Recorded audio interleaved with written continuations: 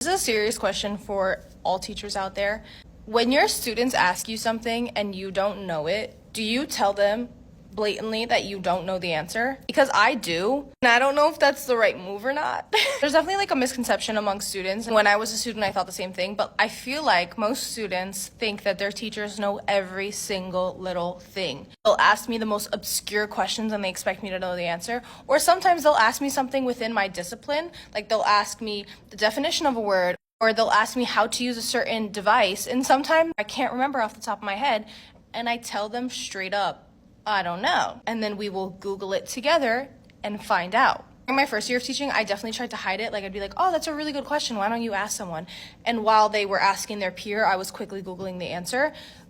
But I've stopped doing that. I feel like I definitely, during my first year, I was fearful of my students thinking that I wasn't like competent enough or I wasn't experienced enough to be here. But now I see it in the sense of, I feel like there's value in being transparent with the students. Like, I do not know everything. I do not know the definitions to every single word. I'm not a walking dictionary. I am not a walking encyclopedia.